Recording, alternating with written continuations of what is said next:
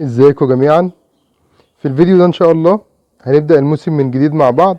طبعا دي السلكات اللي كنا طهرناها بعد ما رجعنا المستلزمات ورصينا كل المستلزمات، وكمان انا سبتها النهارده بالكامل في الشمس من الصبح. تمام. كمان انا طهرتها بخل تفاح، يعني انا بعد ما طهرت قبل كده بخل ابيض وطهرت بفيركون اس، كمان هطهر المره دي بخل تفاح بس ببخاخه كده على السريع، لان الاقفاص والسلكات زي ما انتم شايفين ما شاء الله كانها بجد فعلا جديده نوفي. تمام. شايفين السلكات اللي يشوفها يقول جديده نوفي فعلا ما شاء الله. ده الفرق بقى بين الغسيل والتطهير. احنا بنطهر ما بنسيبش اي حاجه، حتى الطرف بتاع الوقفات انا رشش عليه خل تفاح. تمام. دي بخاخه يا جماعه، بخاخه انا ماليها كان لتر ميه وحاطط عليه 5 سم خل تفاح. كان لتر ميه في الازازه دي، وانا بدات ان انا املى من الازازه في البخاخه واطهر كل حاجه خصوصا الارضيات. تمام. طبعا البخاخه دي اللي احنا مخترعينها مع بعض، انا حاطط في طرفها سرنجه كده عشان تبقى الميه موجهه.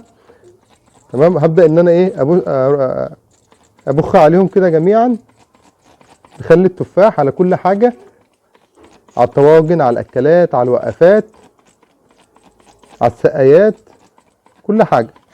تمام. كل حاجه بالكامل.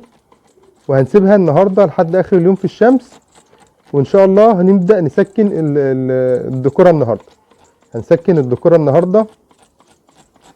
كل ذكر هياخد عين من دول، هما ما شاء الله 5 ذكور. تمام. 3 رينبو و2 فلل. كل ذكر هيبدا ياخد عين من دول باذن الله. وطبعا زي ما قلنا هنغير ترتيب المزرعه بالكامل. انا مش هنزل كل السلكات، انا هنزل بس ال5 عيون دول اللي انا هفرخ فيهم. انا اخترت العيون الكبيره، حتى اخترت القفص الكبير. تمام. دول اللي هينزلوا وهنبدا نسكن فيهم الذكور باذن الله ونشتغل فيهم. بقيه السلكات هبدا ان انا اجددها وابيعها واجيب سلكات كبيره زي دي كده. ده اقل مقاس ان شاء الله هشتغل فيه بعد كده. ممكن نجي نسيب السلكات التانية دي للتشميز بقى لفطام الفروخ، لكن دول اللي هنشتغل فيهم للانتاج باذن الله. كده انا خلصت يعتبر بخاخه ونص عليهم تطهير. تمام. اللي هطهره كمان بقى زي ما انتم شايفين العشوش. تمام. طبعا العشوش نضيفه جدا جدا كانها فعلا جديده نوفي، لان العشوش جديده. تمام. انا كمان هرشها بخل تفاح واسيبها في الشمس. العشوش دي مش هتنزل المزرعه النهارده ولا بكره، دي براحتها خالص في الشمس. انا مش هستعجل على تركيب العشوش لحد ما اتاكد ان الذكور والاناث خلاص هم محتاجين ان هم يبداوا يحطوا بيض ويبداوا يطلبوا العش. هدخل بس النهارده الذكور في العيون، وبعد كده ان شاء الله نبدا ندخل الاناث في العيون برضو للذكور. خليكم معايا نكمل الفيديو. كده العيون دي العيون هتنزل تحت المزرعه، وكل البياضات او العشوش ديت هتفضل في الشمس. شايفين الزاجي لما طار ما شاء الله. كده باذن الله هنسيب بقى كل العشوش ال5 عشوش دول اللي هنشتغل بيهم في ال5 عيون دول هيفضلوا في الشمس، مش محتاجينهم النهارده نهائي. تمام. ولا بكره، يعني هنسيبهم 3 4 ايام كده لحد ما نسكن الذكور. وبعد ما نسكن الذكور ندخل البنات او الاناث للذكور ديت، ونصبر عليهم كمان يوم او 2 لما يحصل توالف. مش توالف بقى، لما خلاص يبقوا عايزين يحطوا بيض. هو ما شاء الله كلهم متوالفين، كل الازواج متوالفه وجاهزه تماما للانتاج باذن الله. خليكم معايا لما انزل تحت وابدا ارتب السلكات، هكمل تصوير الفيديو باذن الله. كده انا نزلت المزرعه. طبعا بدات الاول ان انا اطهر كل الجدران تاني، بس المره دي طهرتها بخل تفاح ببقيه البخاخه اللي عليها ميه بخل تفاح. زي ما انتم شايفين الجدران كلها اتطهرت. ده المكان اللي هيبقى ورا العيون، ال5 عيون اللي انا دلوقتي هبدا ارصهم في المزرعه باذن الله، وهنبدا نسكن فيهم الذكور. تمام. العيون اهي. طبعا انا نظفت المزرعه بالكامل، نشفت الاكلات والكلام ده من خل التفاح. جهزت العيون ديت ان انا ابدا اعلقها باذن الله، وبعد ما اعلقها هبدا ان انا احط الميه واحط الاكل واجهز العين ان هي تستقبل الذكور باذن الله. خليكم معايا. زي ما انتم شايفين كده انا علقت خلاص العيون اهي وجهزت العيون. طبعا نشفت كل الاكلات وجهزت الاكلات لكل عين.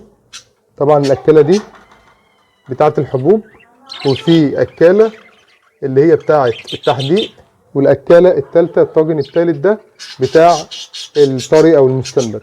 تمام. وحطيت الميه. تمام. والميه كمان عليها خل تفاح. تمام. كل العيون جاهزه بنفس الطريقه. تمام. ومتطهره وجاهزه لاستقبال الذكور. هنبدا بقى الوقت ان احنا نحط الذكور او نسكن الذكور في العيون ان شاء الله. وديت اخر خطوه هنعملها في الفيديو بتاعنا النهارده.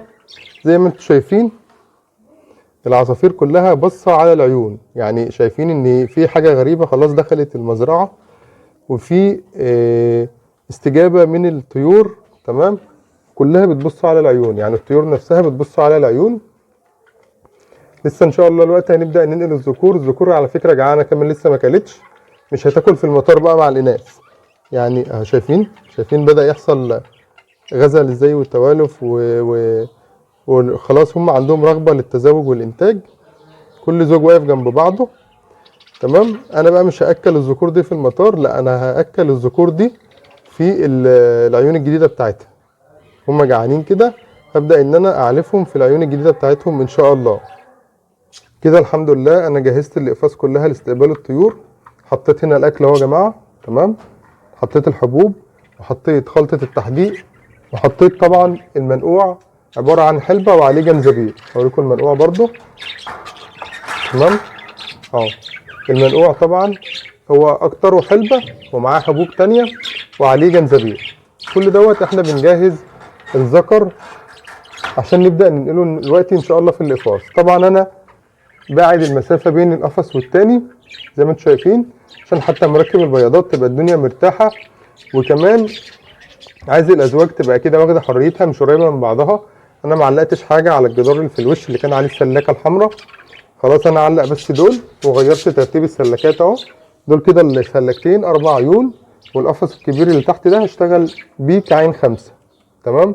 طبعا المطار في اخر المزرعه اهو ما شاء الله. شايفين الطيور فايقه ازاي؟ لو لاحظنا كمان احجام الطيور نفسها بدات تتغير، يعني احجام ما شاء الله احجام الطيور زادت. الطيور كلها بقت حاجه مفروده، احجام محترمه ما شاء الله. الوقت اللي هم كنت سايبهم في المطار فرق معاهم جدا. زي ما انتم شايفين كده الطيور كلها فردت، ارتاحت، طارت، مناعتها اتحسنت، قدرتها على التزاوج اكيد هتبقى افضل. بقت خلاص عندها حافز للتزاوج ما شاء الله. بقت الدنيا تمام. هنبدا بقى الوقت ان احنا نجمع الذكور من المطار ده، هنحطهم في الشياله هنا. تمام. وابدا ان انا اوزعهم على الاقفاص. لو تفتكروا ما انا قلت لكم ان احنا لما نيجي نرجع الذكور هنغير مكان الازواج داخل السلكات. دي برضو حركه من الحاجات اللي بنعملها بتبقى مفيده جدا عشان الطيور تحس خلاص ان هي داخله في سلكات جديده وداخله كموسم جديد، وده بيساعدها على انها تنتج. لو هي ما كانتش حابه المكان الاول اللي كانت موجوده فيه ان شاء الله ترتاح في العين الجديده. بعد ما طهرناها وظبطنا كل حاجه في المزرعه وريحنا الطيور، والطيور تبدا تنتج معانا ان شاء الله. هعمل مثلا ال3 عيون دول اللي تحت بعض دول للرينبو، وهعمل السلكه ديت للفلل. وكمان هنغير الترتيب، يعني اللي كان الزوج اللي كان فوق هينزل تحت، والزوج اللي كان تحت هيطلع فوق، بحيث ان احنا زي ما قلنا يبقى غيرنا مكان ترتيب الازواج داخل العيون. خليكم معايا بقى الوقت هجيب الذكور وابدا ان انا ارجع لكم. ده يا جماعه المنقوع اللي انا كنت مقدمه للازواج اهو. طبعا انا وزعت على العيون بتاعه الذكور، واللي اتبقى ده هحطه للاناث ان شاء الله.